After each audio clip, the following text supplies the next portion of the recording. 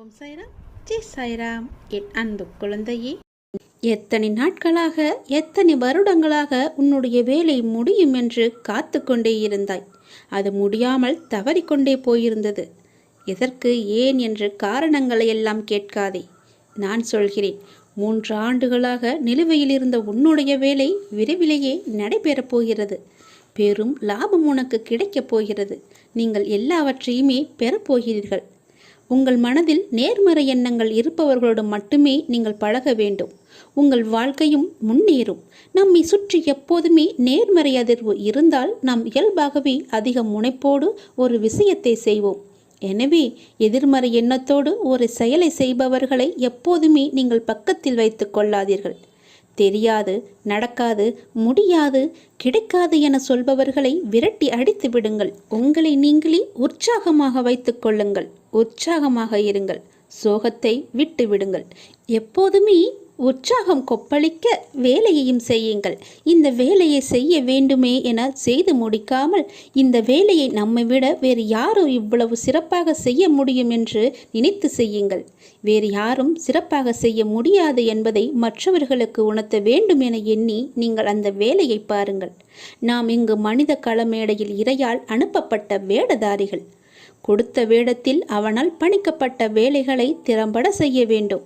மிக அவசியம் இது. இறை வழங்கிய கடமைகளுக்கு மதிப்பளித்து எவ்வளவு திறம்பட செய்ய முடியுமோ அவ்வளவு திறம்பட செய்யுங்கள். மீண்டும் உங்களுக்கு வாய்ப்பு கிடைக்காது. ஆகவே கிடைத்த வாய்ப்பினை பக்குவமாக பயன்படுத்தி கொள்ளுங்கள். மிகச் சரியாக பயன்படுத்தி கொள்ளுங்கள். மிக ஆழமாக உணருங்கள். உங்களின் உடல் வலிமை, பண வலிமை எல்லாவற்றையுமே தாண்டி மன வலிமை மிக முக்கியம் என்பதை நீங்கள் உணர்ந்து கொள்ளுங்கள். உங்கள் வலிமையை உணர்ந்து செயலாற்றினால் உங்களுடைய வாழ்வு இனிக்கும். வாழ்க்கை தரும் துன்பங்கள் வலிமையானதுதான். ஆனால் மனிதனின் நம்பிக்கை அதைவிட வலிமையானது. தவறேதும் செய்யாமல் தன் மானத்தை சீண்டும் நிலை வந்தால் எவரையும் எங்கேயும் எதிர்த்து நில்லுங்கள். அதில் எந்த ஒரு தவறுமே கிடையாது. தப்பே இல்லை. அழைப்பு வரும் வரை உழைப்பு அவசியம். அவமானத்தின் வழி அழகிய வாழ்க்கைக்கான வழி. அதை பற்றியெல்லாம் பெரிதாக நீங்கள் சிந்திக்க வேண்டாம். அவமானம் நாம் அடைந்து விட்டோமே என்று ஒளிந்து விட வேண்டாம். அழகிய வாழ்க்கைக்கான வழியே அதுதான் என்பதை நீங்கள் மறந்து விடாதீர்கள். நகர்ந்து கொண்டே இருங்கள்.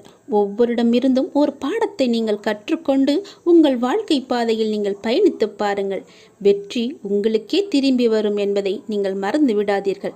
எத்தனை நாட்களாக காத்திருந்தாய்? 3 ஆண்டுகளாக காத்து கொண்டிருந்தாய் அல்லவா? அந்த வேலை இப்போது சிறப்பாக நடைபெறப் போகிறது. கவலையின்றி இரு. நீங்கள் யாருக்காவது ஏதாவது கொடுக்க வேண்டுமென்றால் பிரதிபலன் எதிர்பாராமல் தயங்காமல் செய்யுங்கள். உங்களுக்கே தெரியாமல் அது பல வழிகளில் உங்களுக்கே தெரியாமல் திரும்பி வரும். உலகத்தில் ஒருவரே எல்லாவற்றையும் தன் வாழ்நாளில் ஒழுங்குபடுத்திவிட இயலாது. அது தேவையில்லாததும் கூட. மலையை தலையால் முட்டி உடைக்கவும் முடியாது. ஆனால் சிறு பாறையை பெயர்த்தெடுக்க முடியும். சமூகத்தின் நலனை கருத்தில் கொண்டு உங்களால் முடிந்த சிறு சிறு வேலைகளை செய்யுங்கள். மற்றவர்களையும் உத்வேகப்படுத்துங்கள். வேலை என்று எப்போதும் சுற்றி கொண்டு இருக்காமல் இடையிடையே மனதை இனிமையாக வைத்துக் கொள்வது நல்லது. யாரிடம் பேசினால் உங்களுக்கு ஆன்ம திருப்தி கிடைக்கிறதோ அவர்களிடம் நீங்கள் மனம் விட்டு பேசுங்கள். அவர்கள் சொல்லும் வார்த்தைகள் உங்கள் மனதுக்கு தெளிவை தரும், நல்ல தைரியத்தை தரும். அதை நீங்கள் ஏற்றுக்கொள்ளுங்கள். தெளிவாக செய்யுங்கள். எந்த செயல் செய்தாலும் முழுமையான ஆத்மார்த்தமான ஈடுபாட்டுடன் செய்யுங்கள். வேண்டாம் வெறுப்பாக ஒரு வேலையையும் நீங்கள் செய்யாதீர்கள். அப்படி செய்வதை விட அதை செய்யாமல் இருப்பதே மேல். எந்த ஒரு நிறுவனத்தில் வேலை செய்தாலும் செய்யும் வேலையை நீங்கள் காதலியுங்கள். ஈடுபாட்டுடன் கட்டிய வேலை திருப்தியை மட்டுமல்ல, நல்ல அனுபவத்தையும் கொடுக்கும், நல்ல பெயரையும் கொடுக்கும். விளையாடுங்கள். உங்கள் நேர நிர்வாக அட்டவணையில் விளையாட்டிற்கும் இடம் ஒதுக்குங்கள். விளையாட்டிற்கென்று இடம் ஒதுக்கி செயல்பட்டு பாருங்கள். உங்கள் வாழ்வு புத்துணர்ச்சியாக இருக்கும். கோவிலுக்கு செல்வதை விட கால்பந்து விளையாடுவது மேலானது என விவேகானந்தரே கூறியிருக்கிறார் தெரியுமா? விளையாட்டு உடலுக்கு மட்டுமல்ல, மனதிற்கும் உற்சாகம் தரும். பிறரையும் நீங்கள் கவனியுங்கள். உங்கள் விருப்பங்களையும் தேவைகளையும் மட்டுமே சிந்தித்து கொண்டு இருக்காதீர்கள். உங்கள் மனதிற்கு சிறிது நேரம் இளைப்பாறுதல் தாருங்கள். உங்கள் மனதை சிறிது நேரம் ஓய்வெடுக்கச் செல்லுங்கள். எப்பொழுதும் அந்த மனதிற்குள்ளே போட்டு உலர்த்தி கொண்டே இருக்காதீர்கள். அது மன உளைச்சலில் கொண்டு போய் வந்துவிடும். நமது விருப்பு வெறுப்புகளுக்கு எல்லையே கிடையாது. சுற்றி இருப்பவர்களையும் நீங்கள் கொஞ்சம் கவனியுங்கள். யாருக்கேனும் உதவி தேவைப்பட்டால் எந்த ஒரு பிரதிபலனும் எதிர்பாராமல் தயங்காமல் செய்யுங்கள். அது உங்களுக்கே தெரியாமல் பல வழிகளில் உங்களை வந்து சேரும். உங்களை மட்டுமல்ல, வருங்காலத்தில் உங்கள் குழந்தைகளுக்கும் வரும். ஜென்மம் ஜென்மமாகவே அது பலவித நன்மைகளை கொண்டு வரும். எந்த ஒரு எதிர்பார்ப்பும் இல்லாமல் நீங்கள் செய்யும் நன்மை நிச்சயமாகவே உங்களுக்கு கை கொடுக்கும். ஆபத்து காலத்தில் உங்களுக்கு அது உதவும். பாபாவின் அறிவுரை என்பது மிகவுமே ஆழமானது, அழகானது, அற்புதமானது. அந்த அறிவுரையை ஏற்று அதன்படி நாம் செயல்பட்டுமே என்றால் அவரின் வழியிலேயே நாம் எளிதாக எல்லாவற்றையுமே கடந்து வாழ்ந்து விடலாம். எனக்காக கொஞ்சம் நேரம் ஒதுக்கி இதை கேள். உன்னை பற்றி நான் முழுமையாக சொல்கிறேன். உன்னுடைய மனநிலை எப்படி இப்போது இருக்கிறது என்று நான் சொல்கிறேன். முழுமையாக எனக்காக நேரம் ஒதுக்கி கவனமாக கேள். நீ எங்கிருந்தாலும் நான் உன்னுடன் இருப்பேன். உன்னுடன் மட்டும்தான் இருப்பேன். நீ இப்போது எந்த நிலையில் இருக்கிறாய் தெரியுமா? இன்ப நிலை நீங்கி துன்ப சுமையை நீ சுமந்து கொண்டிருக்கிறாயே. அனுபவிக்க இன்னும் என்ன இருக்கிறது என்ற அளவில் துன்பத்தின் எல்லை வரை சென்றுவிட்டு வெறுமையாய் நின்று என் சன்னதியில் எனது முகத்தை உற்று பார்த்து அழுது கொண்டிருக்கிறாய். உன்னை நான் கண்டு கொள்ளவில்லை என்று நினைத்தும் கொண்டிருக்கிறாய். உன்னை கரிசனத்தோடு நான் கவனித்து கொண்டுதான் இருக்கிறேன். ஒவ்வொரு முறையும் உன்னை தைரியப்படுத்தி கொண்டுதான் வருகிறேன் என்பதை நீ நினைவுபடுத்திக்கொள். நான் உனக்கு ஒன்றும் செய்யவில்லை என்று மட்டும் நினைத்து விடாதே. உனக்கே தெரியாமல் நான் பல விதத்தில் உனக்கு உதவி கொண்டிருக்கிறேன். இன்னும் நீ கடந்து போக வேண்டிய தூரம் கொஞ்சம் மட்டும்தான் இருக்கிறது. அதுவரை எல்லையற்ற பொறுமையோடு நீ காத்திரு. உனக்கு மிகவும் பொறுமை தேவை.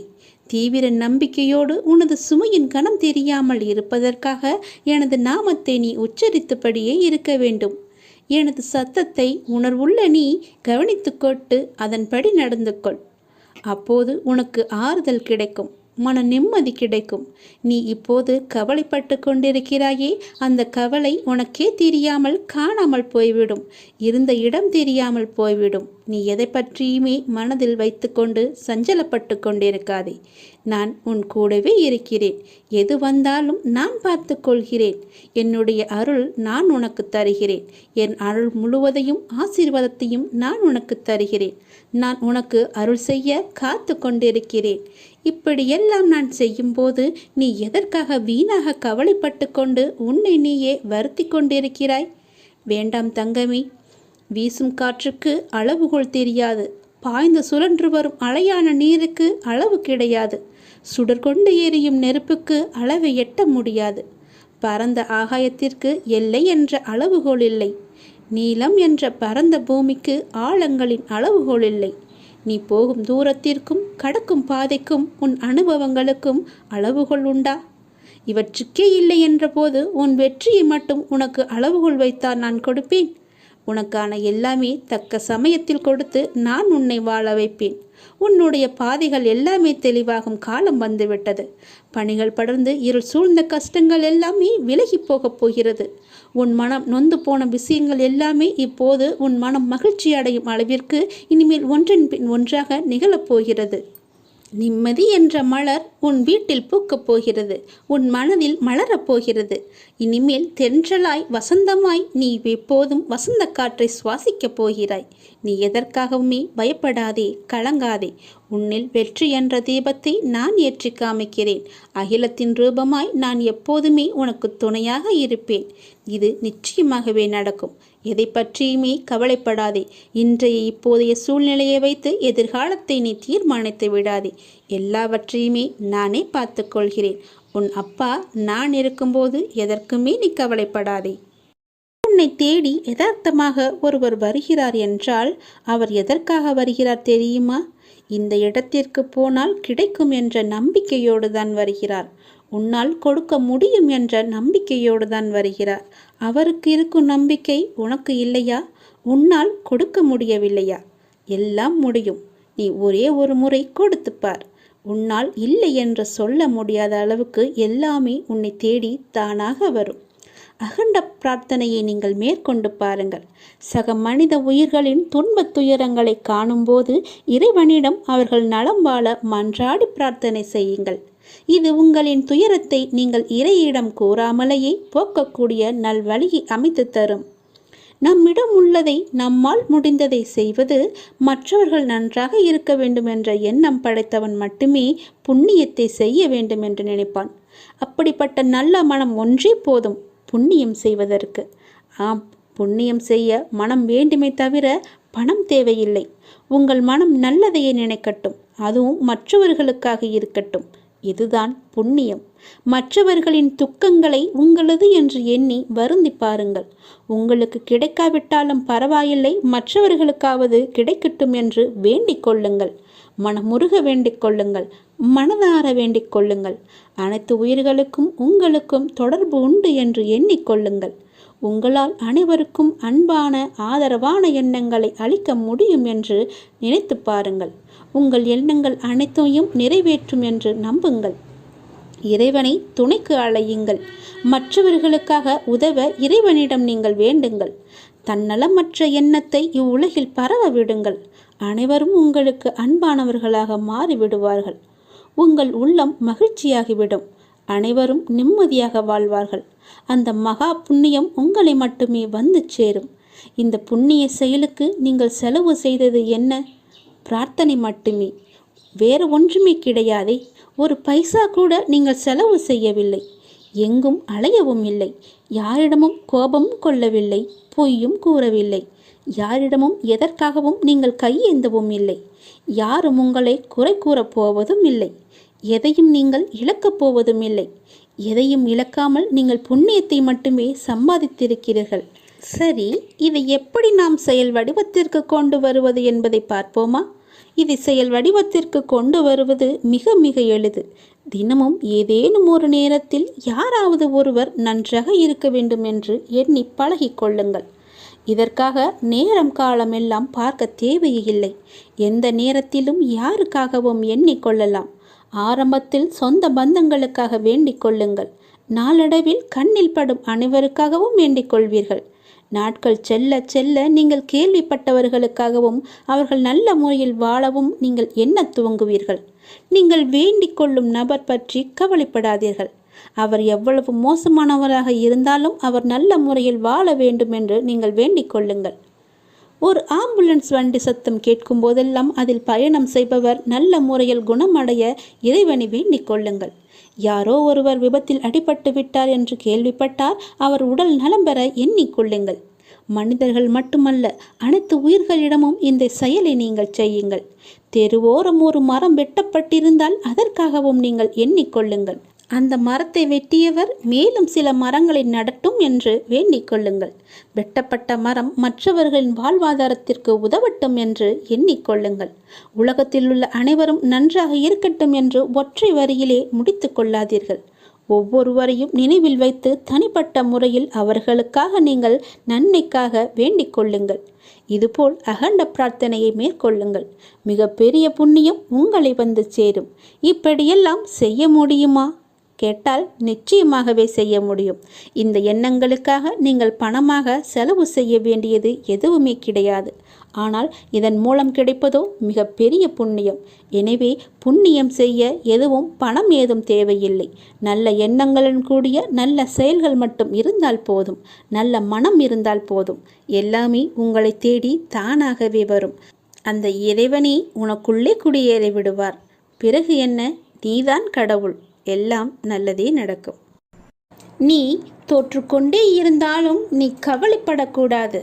நீ கவலைப்படாதே. நிச்சயம் ஒரு நாள் வெற்றி பெறுவாய் என்ற மனதில் உறுதியை மட்டும் வை. உன்னுடைய கனவுகள் எல்லாமே நனவாகும் காலம் வந்துவிட்டது.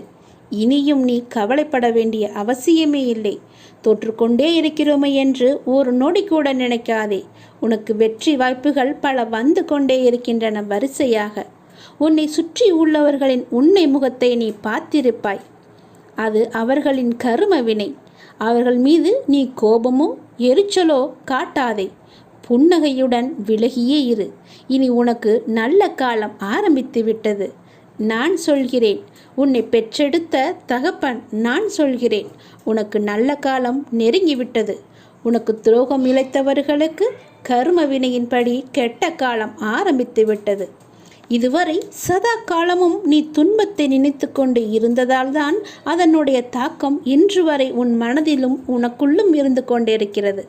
இதை நீ மாற்ற இனி எப்போதுமே என்னுடைய நாமத்தை மட்டும் உச்சரித்து கொண்டே வா.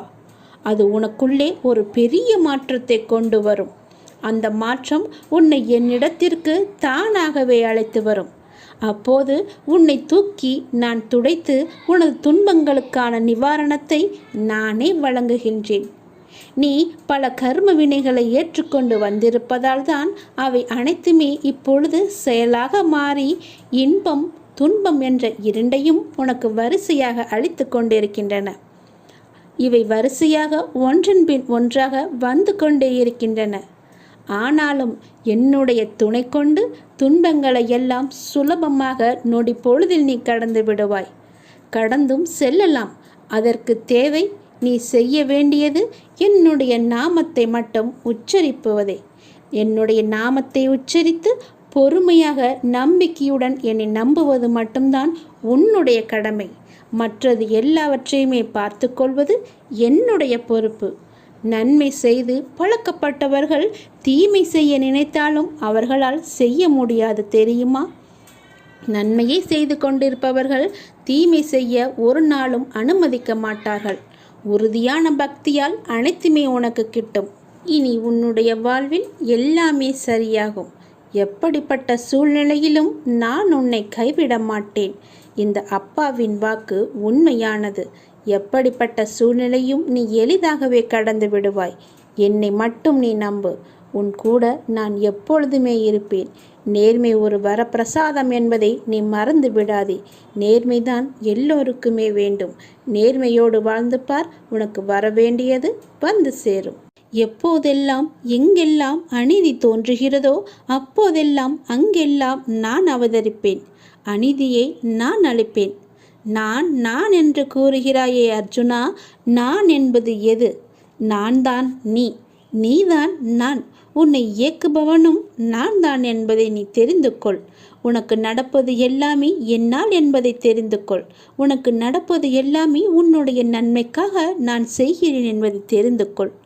எந்த பொருளையும் தீயிலிட்டால் முதலில் அது கருப்பாக ஆகும். பிறகு இன்னும் அக்னியுடன் போட்டால் நீற்று போகும், சுத்த வெளுப்பாக ஆகிவிடும். அப்புறம் தீயில் போட்டால் அது மாறாது.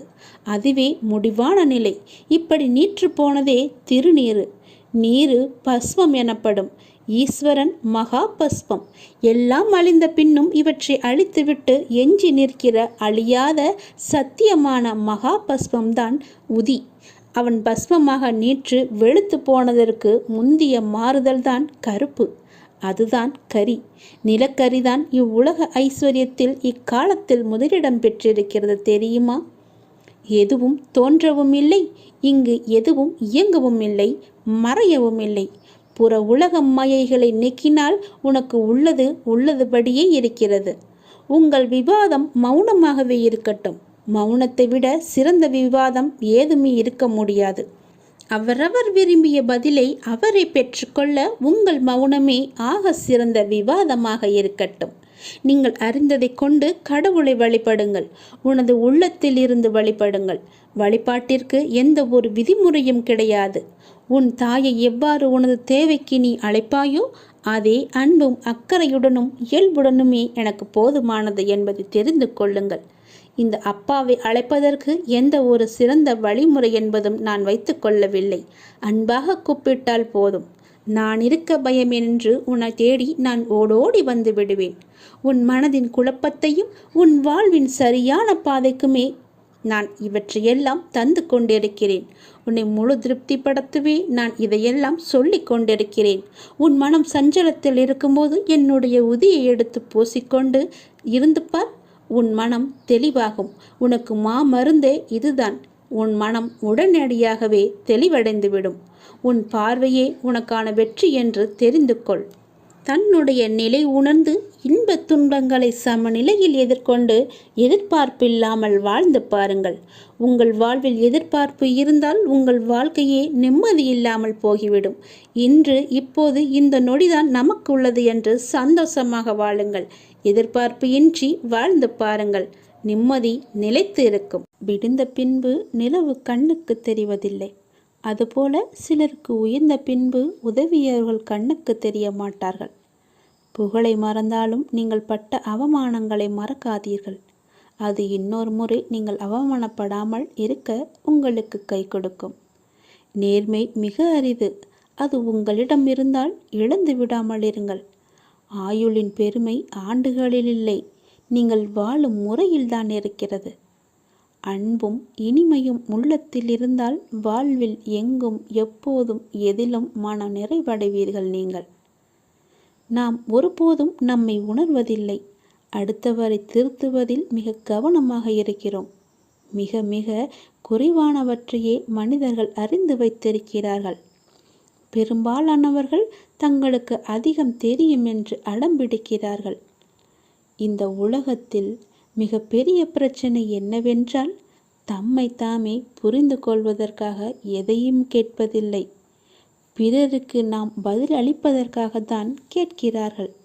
அவர்களுக்கு என்ன பதிலை சொல்லலாம் என்று யோசிக்கிறார்கள். எந்த நாள் உங்களுக்கு உங்களுடைய மதிப்பு தெரிய வருகிறதோ அன்று முதல் பிறருடைய பாராட்டிற்கும் அவமதிப்பிற்கும் எந்த ஒரு பேதமும் தெரிவதில்லை. நான் இப்பொழுது எங்கிருக்கிறேன், உம்மை எப்படி சந்திக்க வருவேன் என்றெல்லாம் நீ கேட்கலாம். ஆனாலும் நான் உனது இதயத்தில் நின்று கொண்டிருக்கிறேன். ஆகவே பிற பொருட்களின் மீது பிரயாசை ஏதுமின்றி நான் உன்னை சந்திக்க வருவேன். உன் மனதை எப்போதும் தூய்மையாக வைத்துக்கொள். நீயும் நானும் ஒன்றே என்று பார்க்க ஆரம்பித்து அப்பார்வையை விஸ்தாரப்படுத்தினால் உலகில் உள்ள அனைத்துமே உன் குருவாக தெரியும். நான் இல்லாத இடமாக எதுவுமே தெரியாது. ஆன்மீக பயிற்சியை தொடர்ந்து செய்து வந்தால் நான் எங்கும் வியாபித்திருக்கும் அனுபவம் உனக்கு கிட்டும். பின்னர் நீ என்னில் கலந்து விடுவாய். அந்நியம் என்றும் ஒன்று இல்லை என்ற உணர்வை நீ அனுபவிப்பாய். எந்த ஒரு மனிதன் அளிப்பதும் நெடுநாள் இருப்பதில்லை, அது முழுமையடைவதும் இல்லை. ஆனால் எனது கடவுள் அளிப்பதோ காலம் முடிவு பரியந்தம் நிலைத்திருக்கிறது. அவரின் வெகுமதியை வேறெந்த வெகுமதியுடன் ஒப்பிட முடியாது. எனது கடவுளே எடுத்துக்கொள் எடுத்துக்கொள் என்கிறார். ஆனால் எல்லோரும் என்னிடம் வந்து கொடு கொடு என்கிறார்கள்.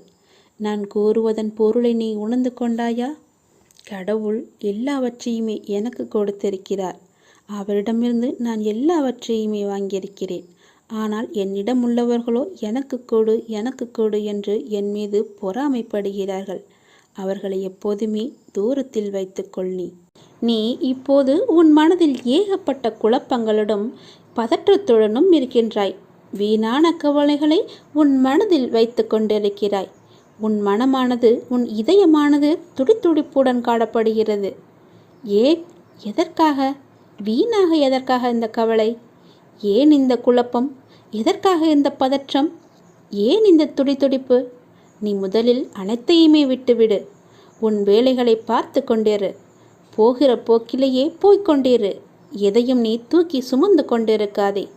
அதை முதலில் மறப்பதற்கு என்ன செய்ய வேண்டுமோ அதை செய்.